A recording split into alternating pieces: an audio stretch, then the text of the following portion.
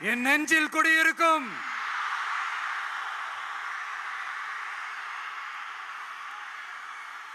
புதுச்சேரி மக்கள் உங்கள் அனைவருக்கும் என்னுடைய வணக்கம். வணக்கம் வணக்கம். எல்லாரும் எப்படி இருக்கீங்க?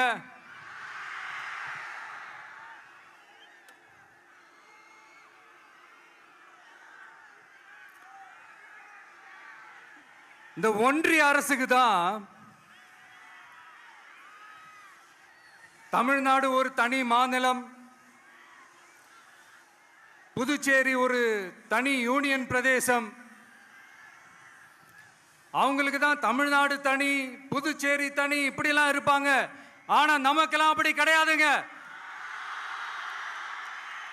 நாமெல்லாம் வேறு வேறு கிடையாது. நாம் எல்லாரும் ஒண்ணுதான்.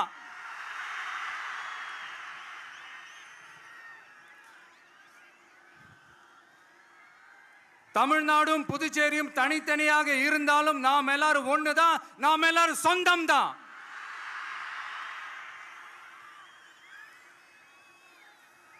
வேற வேற வீட்டுல, வேற வேற ஊர்ல, வேற நாட்டுல, வேற ஸ்டேட்ல இருக்கிறதுனால நாம் எல்லாரும் சொந்தங்கள் இல்லைன்னு ஆயிட முடியுமா? அது எப்படி முடியும்? இப்ப பாத்தீங்களா, ஒருத்தருக்கு ஒருத்தர் பார்த்துக்கும் போது அந்த பாச உணர்வு, அதுதாங்க, அது மட்டும்தான். அது இருந்துட்டாலே போதும், வேற எதுவுமே தேவையில்லை.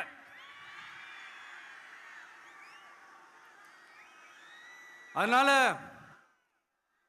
தமிழ்நாடு, புதுச்சேரி, கேரளா, கர்நாடகா, ஆந்திரா மட்டும் இல்ல, உலகத்துல எந்த மூலையில நம்ம வகைரா இருந்தாலும் அவங்க எல்லாருமே நம்மளோட உயிர் தான்.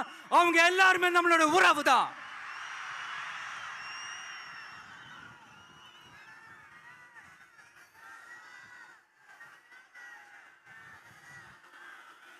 புதுச்சேரினாலே உடனே ஞாபகத்துக்கு வர்றது மணக்குள விநாயகர், அரவிந்தர் ஆசிரமம்,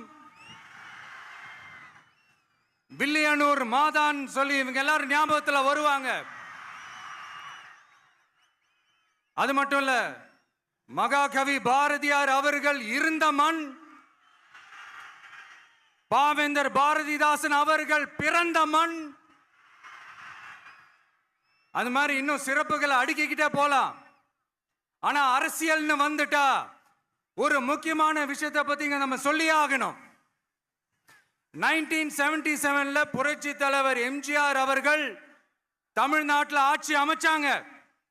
ஆனா அதுக்கு முன்னாடியே 1974லயே இங்க புதுச்சேரியில அவங்களோட ஆட்சி அமைஞ்சது. அதனாலதான் அப்பவே சொன்னாங்க, நமக்காக வந்தவர் எம்ஜிஆர், அவரை தமிழ்நாட்டில் மிஸ் பண்ணிடாதீங்கன்னு நமக்கு அலர்ட் பண்ணதே புதுச்சேரி தான். அப்படிப்பட்ட புதுச்சேரியை நம்மளால மறக்க முடியுமா? அது மட்டும் இல்ல, இங்க இருக்கிற மக்கள் தமிழ்நாடு மாதிரியே புதுச்சேரி மக்களும் என்ன கிட்டத்தட்ட ஒரு 30 வருஷமா என்ன தாங்கி பிடிச்சுக்கிட்டு இருக்கிறீங்க.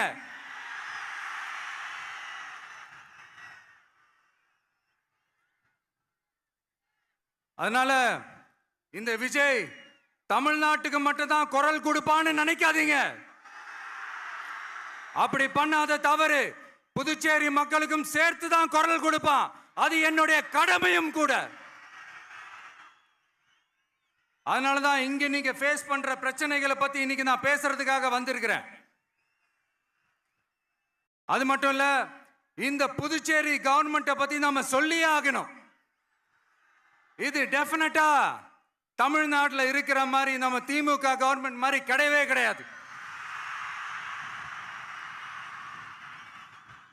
ஏன்னா வேற ஒரு அரசியல் கட்சி நடத்துற நிகழ்ச்சியாகவே இருந்தாலும் அந்த நிகழ்ச்சிக்கு தன்னெழுச்சியா வர நம்ம மக்களுக்கு பாதுகாப்பு கொடுத்து பாரபட்சமே காட்டாம இந்த கவர்மெண்ட் நடந்துகிட்டு இருக்கிறாங்க. அப்படிப்பட்ட இந்த புதுச்சேரி கவர்மெண்ட்டுக்கும் நம்ம புதுச்சேரி சிஎம் சார் அவர்களுக்கும் இந்த நேரத்தில் என்னுடைய மனப்பூர்வமான நன்றிகளை தெரிவிச்சுக்கிறேன். இத பார்த்தாவது தமிழ்நாட்டில் இருக்கிற அந்த திமுக கவர்மெண்ட் கத்துக்கிட்டா நல்லா இருக்கும்.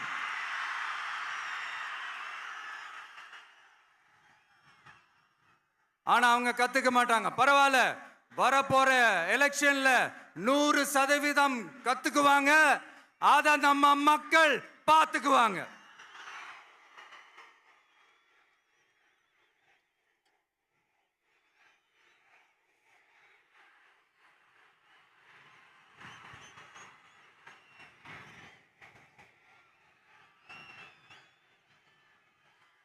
புதுச்சேரியில் இருக்கிற கவர்மெண்டோட கூட்டணி ஆட்சியில இருந்தாலும் புதுச்சேரிய ஒன்றிய அரசு எதிலையுமே கண்டுக்கல என்றது புதுச்சேரி மக்களான உங்களுக்கு நல்லாவே தெரியும்.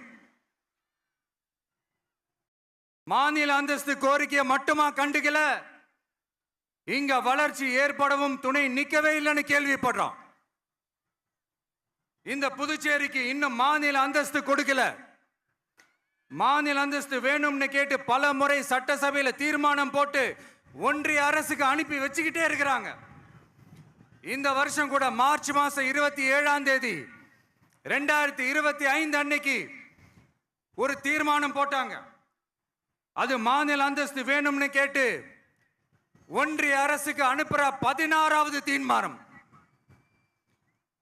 புதுச்சேரி காரைக்கால் பகுதிகளில் மூடப்பட்ட 5 மில்கள், பல்வேறு தொழிற்சாலைகளை மீண்டும் திறக்கிறதுக்கு இதுவரைக்கும் ஒரு துரும்ப கூட கிள்ளி போடல.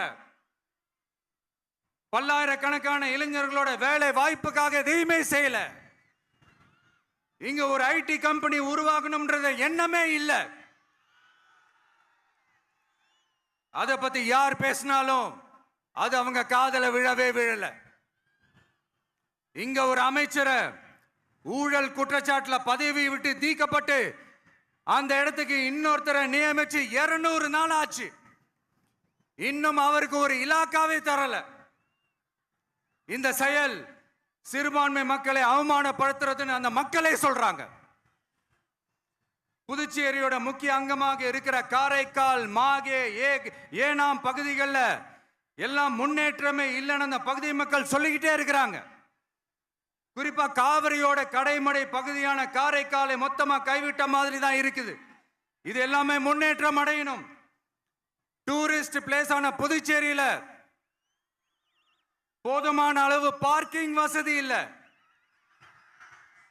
போதுமான அளவு கழிப்பறை வசதி இல்ல. இதெல்லாமே மேம்படுத்தணும். புதுச்சேரி கடலூர் மார்க்கமான ரயில் திட்டம் வேணும்ங்கிறது நீண்ட கால கோரிக்கை. புதுச்சேரி மக்களுக்கு ஒன்னே ஒண்ணுதான் சொல்லணும், இந்த திமுகவை நம்பாதீங்க. அவங்களுக்கு உங்களை நம்ப வச்சு ஏமாத்துறது தான் அவங்க வேலையே. நான் சொன்ன பல கோரிக்கைகளை எல்லாம் தீர்த்து வைக்கிறதுக்கு நம்ம புதுச்சேரி கவர்மெண்ட்டுக்கும் அதோட மக்கள் திட்டங்களுக்கும் ரொம்ப அக்கறையா உண்மையா துணை நிற்கணும். தமிழ்நாட்டை ஒதுக்குற மாதிரி புதுச்சேரியும் ஒதுக்க கூடாதுன்னு நாங்க கேட்டுக்கிறோம். கிட்டத்தட்ட 20 லட்சம் பேர் வாழ்ற யூனியன் பிரதேசமான புதுச்சேரி மத்திய நிதி குழுவில் இடம்பெறவில்லை. அதனால் மாநிலங்களுக்கான நிதி பகிர்தல் அடிப்படையிலும் யூனியன் பிரதேசங்களுக்கான நிதி பகிர்தல் அடிப்படையிலும் புதுச்சேரிக்கு நிதி ஒதுக்கப்படுவதில்லை. அதனால ஒவ்வொரு ஆண்டும் புதுச்சேரிக்கு தோராயமாகவே மத்திய அரசு நிதியை விடுவிக்கிறது. அந்த நிதியும் அரசு ஊழியர்களின் சம்பளம், ஓய்வூதிய தொகை உள்ளிட்ட திட்ட செலவுகளுக்கே சென்று விடுவதால் மீத தேவைக்கு வெளிச்சந்தையிலும் கடன் பத்திரங்களை கடன் வாங்குகிறது புதுச்சேரி. இந்த நிலைமை மாறணும்னா ஒரே வழி, மாநில அந்தஸ்து நம்ம புதுச்சேரி மக்களோட பல்லாண்டு கால கோரிக்கை. புதுச்சேரிக்கு போதுமான நிதி வரத்து இல்லாததுனால வெளியே கடன் வாங்க வேண்டியதா இருக்கு. புதுச்சேரியோட கடனை குறைச்சு தற்சார்பு பொருளாதாரத்தை வளர்த்தெடுக்க திட்டங்கள் வகுக்கப்பட வேண்டும். மாநில அந்தஸ்து வாங்கினா மட்டும் போதாது இல்லையா, தொழில் வளர்ச்சியும் தேவையாச்சே. புதுச்சேரி தென்னிந்தியாவின் முன்னணி இண்டஸ்ட்ரியல் ஹப்பாக மாற்ற எல்லா முயற்சிகளும் எடுக்க வேண்டும். இந்திய அளவில் ரேஷன் கடைகளே இல்லாத மாநிலம் புதுச்சேரி தான். ஏழை எளிய மக்களுக்கு வாழ்வாதாரமே ரேஷன் கடைகள் தான். மற்ற மாநிலங்கள்ல இருக்கிற மாதிரி இங்கேயும் அரிசி, சர்க்கரை, பருப்பு, கோதுமை, எண்ணெய்னு அனைத்து பொருட்களும் வழங்கும் முறை சீராக்கப்பட வேண்டும். கடைசியா மீன் பிடிக்க செல்லும் காரைக்கால் மீனவர்களை அடிக்கடி கைது செய்யும் இலங்கை கடற்படை அவர்களின் படகுகளையும் பறிமுதல் செய்து விடுகிறது. அதனால் நீண்ட போராட்டங்களுக்கு பிறகு அவர்கள் விடுவிக்கப்பட்டாலும் படகுகள் கிடைக்காததால் படு மோசமான நிலைக்கு தள்ளப்படுகின்றனர். இந்த நிலை மாற வேண்டும். நான் மறுபடியும் சொல்றேன், இந்த விஜய் புதுச்சேரி மக்களுக்காகவும் எப்பவும் துணை நிற்பான். வரப்போற புதுச்சேரி தேர்தல் களத்துல நம்மளுடைய தமிழக வெற்றி கழகத்தின் கொடி பட்டொளி வீசி பறக்கும். கான்பிடென்டா இருங்க, நல்லதே நடக்கும். வெற்றி நிச்சயம். மீண்டும் சந்திக்கும் வரை நன்றி, வணக்கம்.